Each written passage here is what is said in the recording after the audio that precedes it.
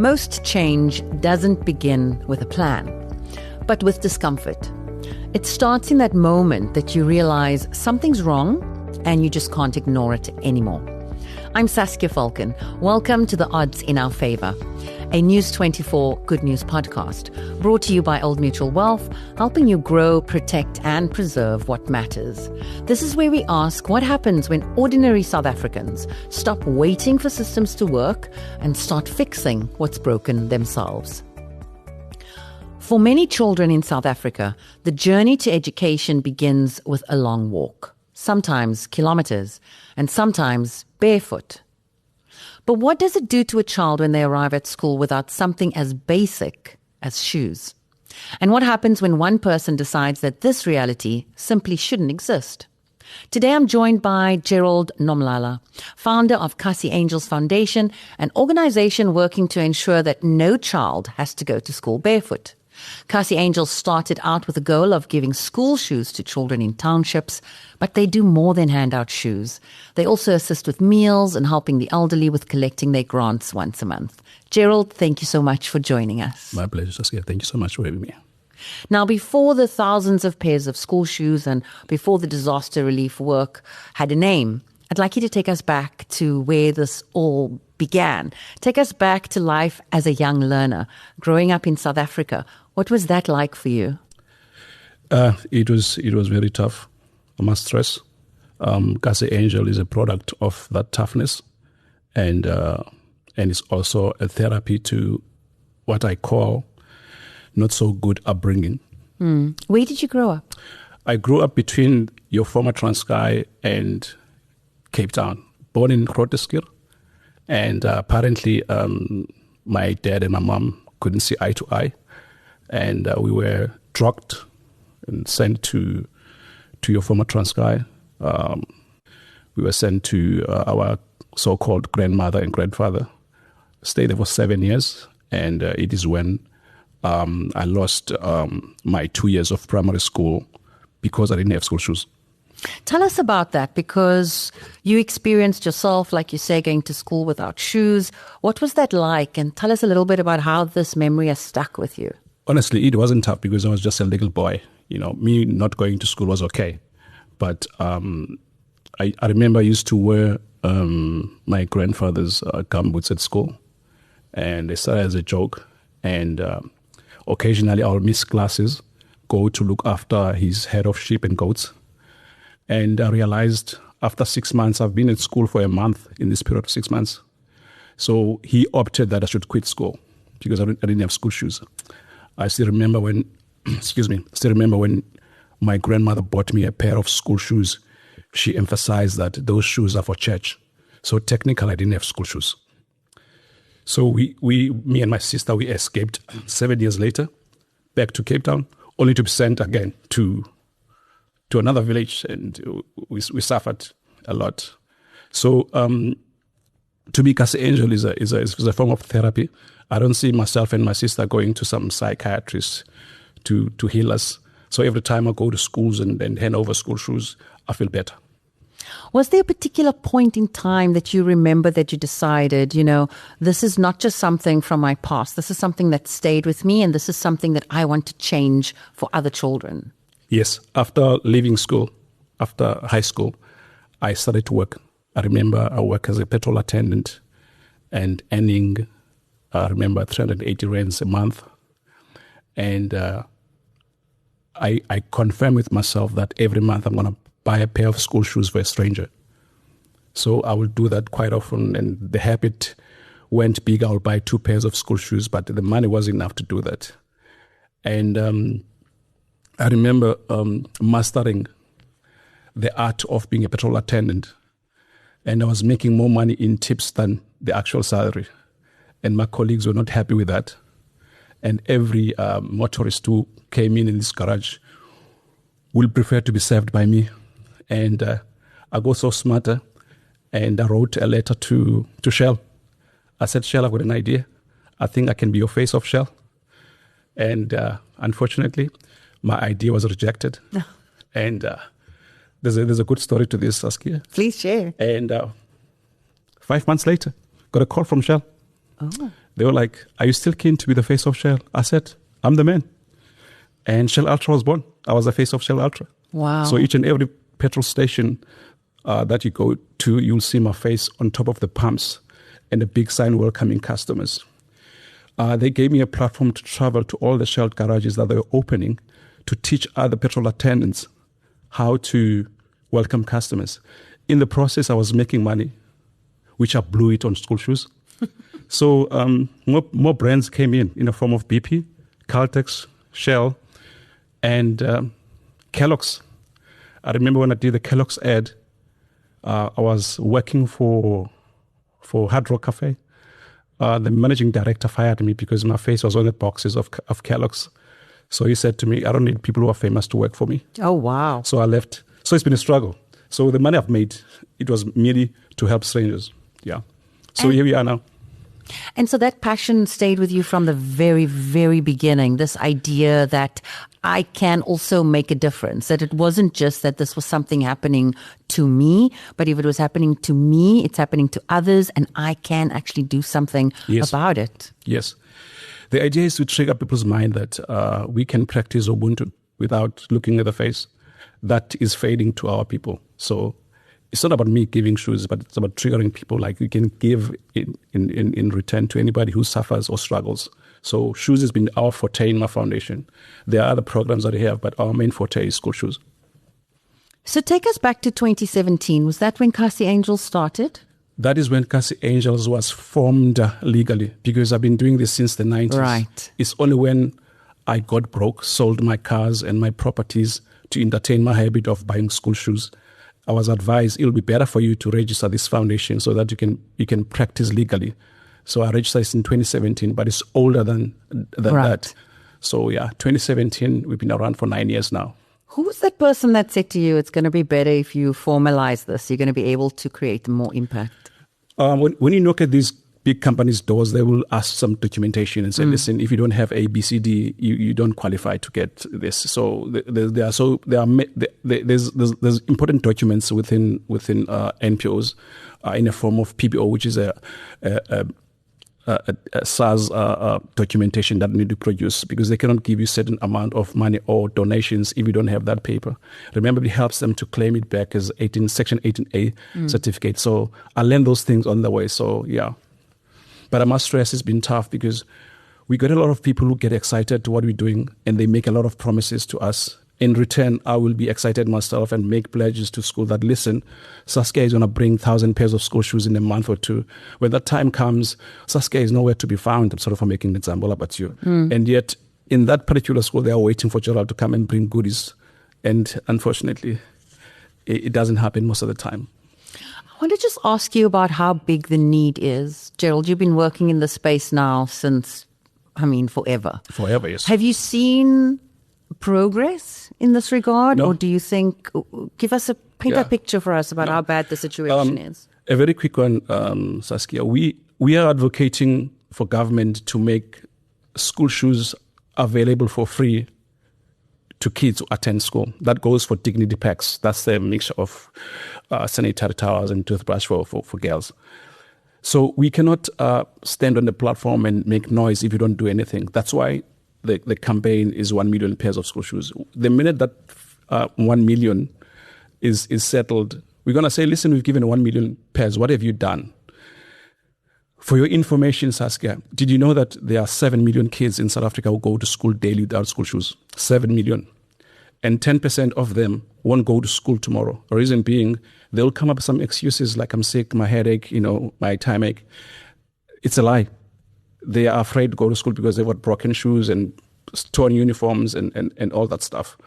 So Kasi Angel is trying to patch that. At least we're not sitting idle as a foundation. We are doing something rather than going and complain to the government.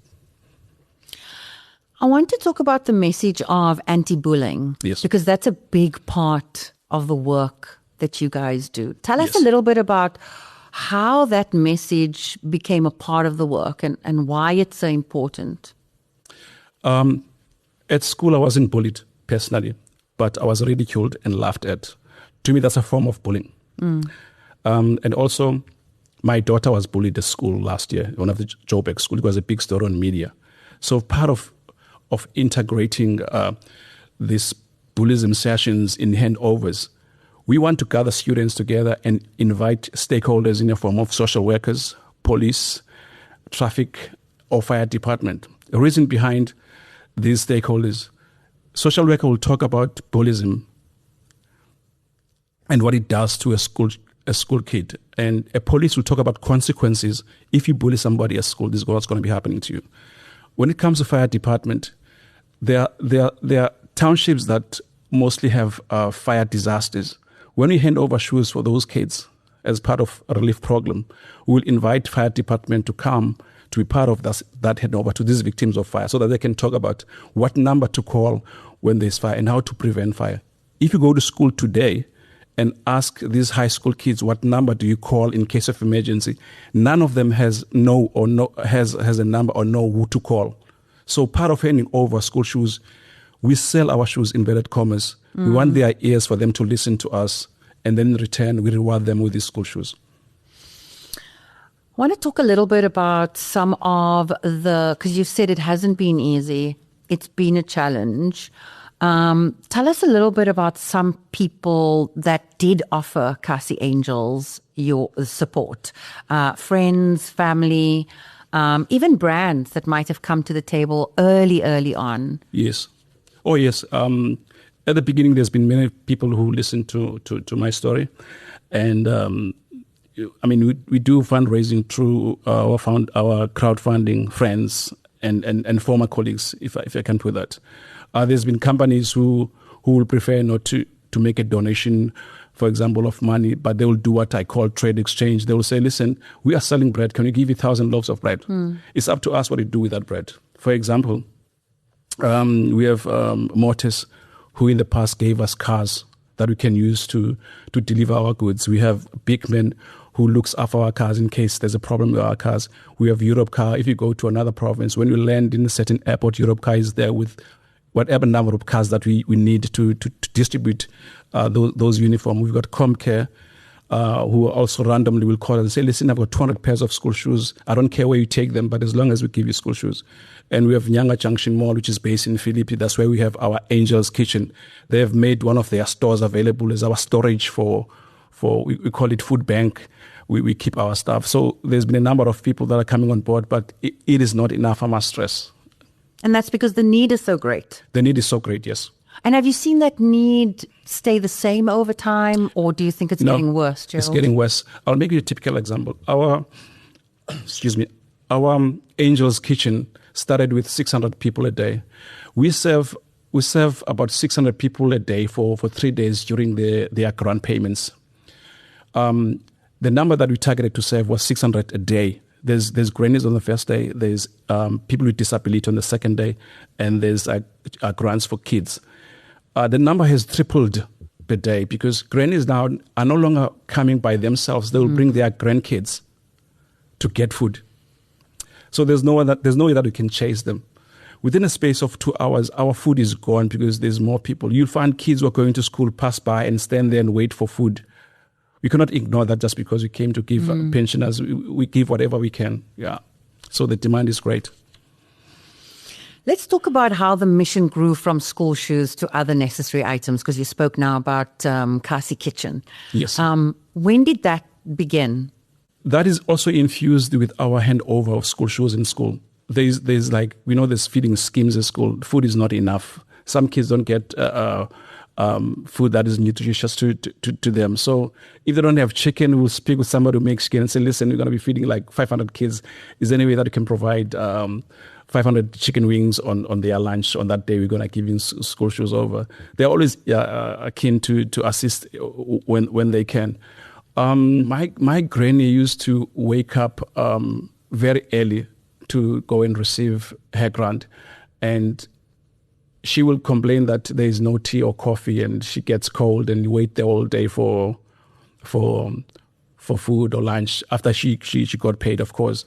So I've also confirmed that with myself that one day I'll try by all means to make sure that I have this blueprint of kitchen whereby any other shopping center can adopt this if there are people who are getting grants and make that soup and coffee and sandwiches in the morning available, whoever comes and receives grants on those grants days.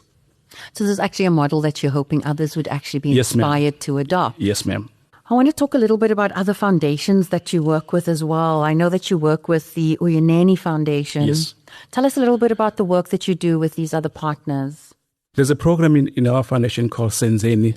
It's a question that means, what have you done? This question comes from girls, ladies, women, about why is it that we are victims? So I've spoken with a family a couple of years ago. I said, listen, do you mind if you attach our gender-based violence program with your family, so that whatever happens, you can always make example about her? So they were keen to do that. So we're flying the flag of what happened to her and see if you can help other young girls in the process. It's incredible. Wealth is about more than just numbers. It's about what you're shaping, your ambitions, your priorities, your legacy. That's why Old Mutual Wealth partners with skilled financial planners to bring the expertise of a leading wealth manager to your strategy. They help you make sense of both local and global opportunities, offering clear strategic insight so you can make confident decisions, whether you're building your wealth, protecting it, or shaping your financial future.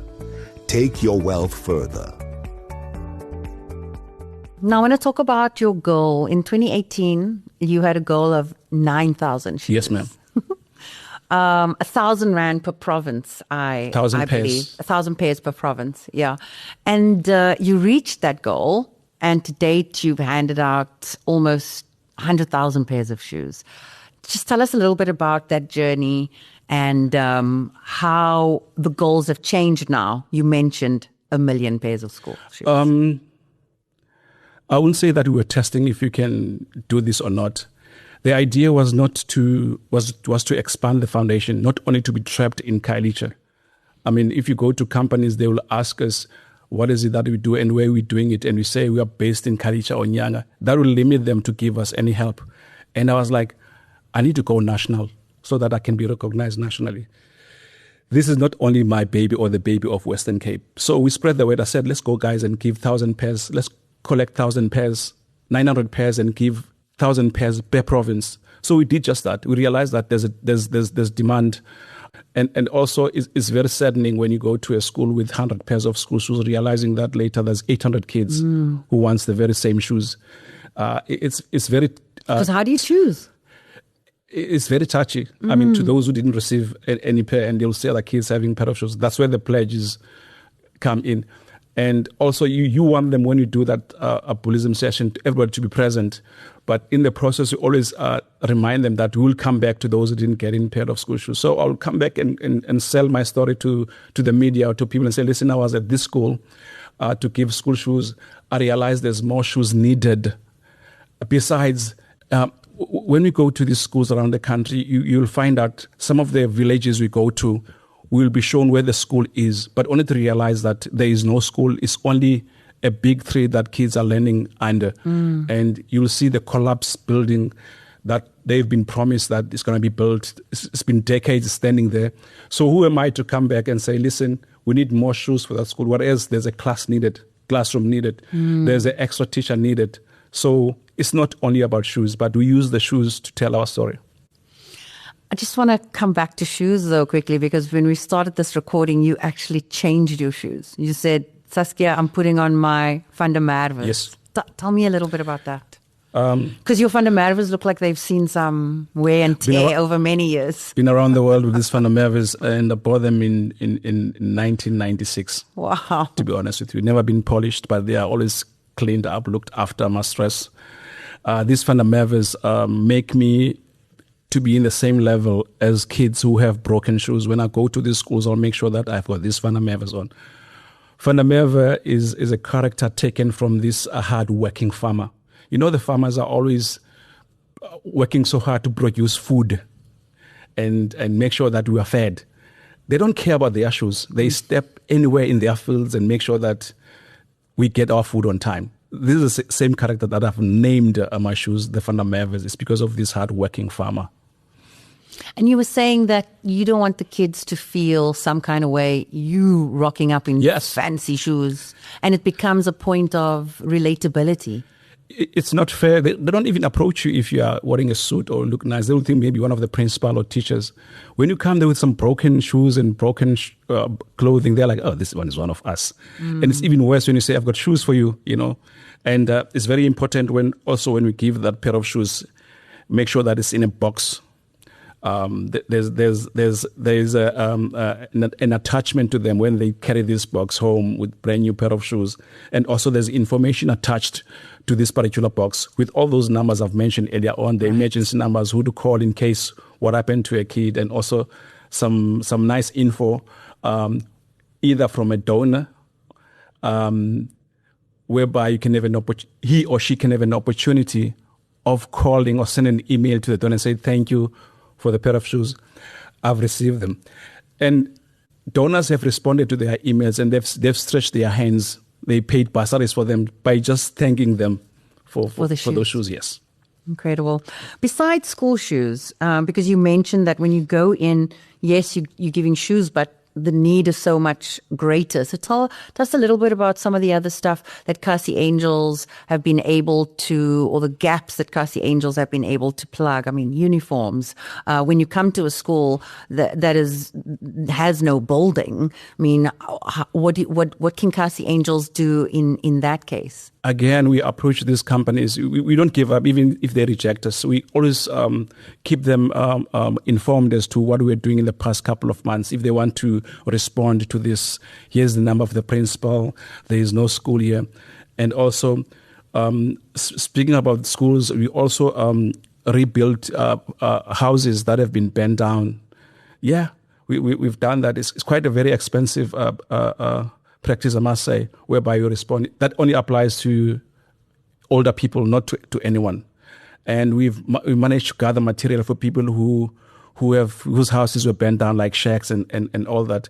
If there's fire in Tanun, we were in Tanun when there was fire. We had a kitchen there. We had some clothing and school shoes that were given to Tanun Primary School. We don't want to make a lot of noise, but it's necessary for us to make that noise so that we can get help. I know people always feel uncomfortable when we post these pictures, but it's compulsory. When Mr. X gives us this, you need to showcase on our social media that he has given this. And also, it's very important to us. We don't just post pictures on our social media. We get consent forms signed consent from teachers and parents that we can showcase these pictures. If the case is a very sad case, we don't post those pictures. Are there days when you want to give up, Gerald? Yeah, yesterday. What happened? Rejection. Because it's very sad when somebody promises you something and then they don't deliver. And you have to go and say, listen, unfortunately, whatever I promised you is no longer happening. It's no longer going to be happening because... So it makes us feel bad, like if you don't deliver as promised. So that makes me say, you know what? Today is my last day on this. Until Saskia comes and says, Gerald, listen, I've got 50 pairs of school shoes we need to take to Stellenbosch. Can you go together and Kasi Angels? And I'm like, okay, maybe I'm going to meet people there and do some networking and talk about my story. Where do you get hope from when you're sitting down and out like you were yesterday? I came up with a plan whereby there has to be something happening. If today I have to give away 100 pairs of school shoes, I have to think of the next week. So I won't give 100 today. I'll give 50 and wait for a week to pass and give something else. If the day goes by and Kasi Angels didn't do anything to help somebody, we don't exist. That's how I think. I know you're also very adamant that you won't give a child cheap school shoes. Tell us why that is so important. Part of restoring dignity is to make sure that you give somebody what you can wear. Plastic shoes are not comfortable, period. It's like wearing the gambos that I wore in my early days. They so hot, they are not comfortable, and they really stink after you've worn them for some time. So why should you give a child plastic shoes? You need to give them quality shoes, something that's going to last. Give him or her a dignity and comfort, and so that she can be comfortable in the class. Did you know that if your shoes are broken, also your grades drop at school? Really? Yes. It is that thing about what you're saying is we're not giving a pair of school shoes, we're actually giving some dignity. Yeah. Yeah, we're restoring dignity. So where's the plastic coming from here? We don't need plastic. Yeah. Oh, that's a whole other environmentally, Yes. Yes, 100%. not accepted. Do you have any sponsors for the shoes? I mean, I don't want to put any brands on the spot, but have any shoe brands come to the table? We have some companies coming on the table. Bata was one of them. They came on the table. We were doing fine in the first couple of months. But unfortunately, management changed. When the management changed, they were no longer preaching the gospel that they were preaching because they wanted to come up with some ideas. So unfortunately, they stepped down. So as we speak now, we don't have any company that manufactures shoes that is on board. We are in talks with other company, right, and I hope they're going to come on board. Well, we're going to encourage them to come on board. In fact, we're going to encourage more than one. You don't need one. Everybody should be working on this all together. Talk to us about that 1 million pairs campaign. How does it work? How can people get involved? What is the goal? The goal is for us to reach that 1 million pairs, and we are the people that walk the walk and talk the talk. As I've mentioned to you, except shoes, there are so many other programs that are attached to this. So there's a lot of change that we've made to kids as we go along. So these 1 million pairs of school shoes takes around the country and get to see things that we're not exposed to. So it's not a question of reaching 1 million pairs tomorrow. It's a question of making sure that everybody knows that kids want a pair of school shoes.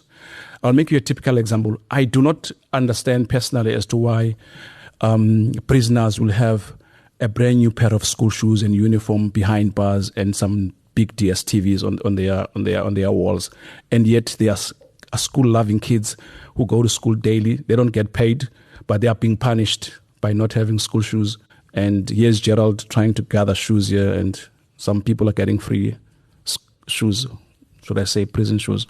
I want to ask you, during your work, what has surprised you most? Either about people's generosity or about the resilience of communities or the delight of children? Besides delight, what surprises me is getting robbed in the school. You know, things are taken away from you. People wait you at the gate. They take shoes for kids and teachers are watching. I've been stabbed 5 times in my house because of these shoes. I've been hijacked. I've been threatened. Through all that, and you still show up and you do the work. Still show up. Still show up.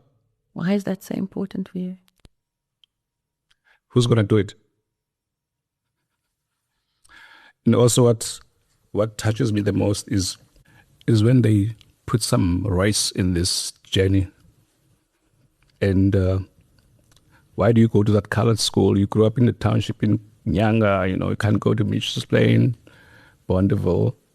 It's all those things.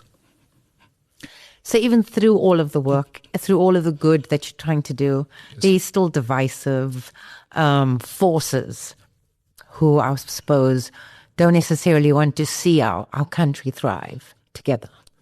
Yeah, they see opportunities, I must say. They see opportunities. We were in Manenberg a few years ago to deliver shoes, and I was told by a friend of mine, you can't go there, they are shooting today. And I was like, I made a promise to those kids, and they brought their parents with them, and shoes are in the car. It's either they hijack me with this car or they shoot me in Manenberg. It took them about 30 minutes to open for me the gate.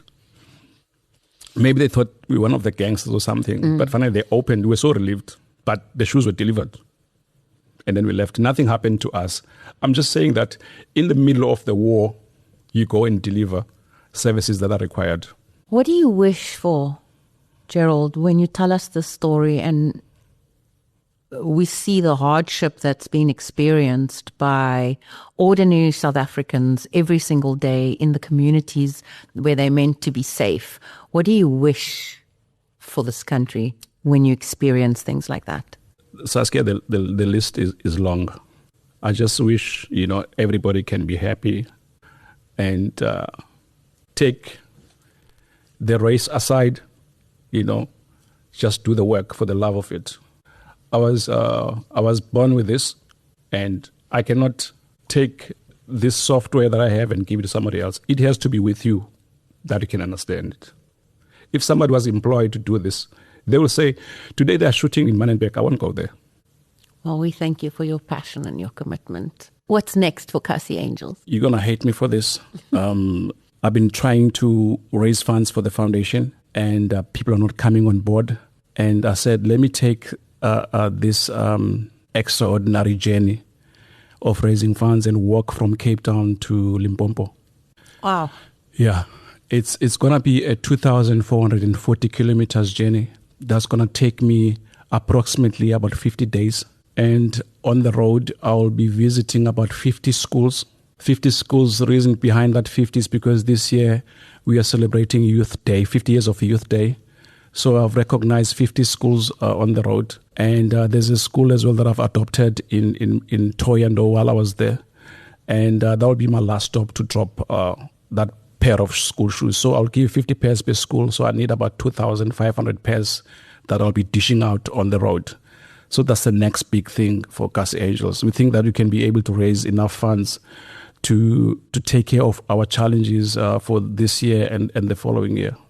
And if anybody wants to get involved, how do they get involved? We are available on social media as Kasi Angels Foundation, and I'm available over the phone. We have a number that is we can use anytime. It's 073, if you can allow me, 073 1862 926. Gerald, thank you for sharing your story with us today. Your journey reminds us that sometimes leadership begins with a very simple refusal to look away from a problem that others have accepted as normal. Through your work with Kasi Angels Foundation, you've shown that dignity can start with something very small, but very powerful. As small and as powerful as a pair of school shoes. And for listeners, this episode isn't just about footwear. It's about recognizing how something many of us take for granted can shape a child's confidence and the experience of school and their whole future.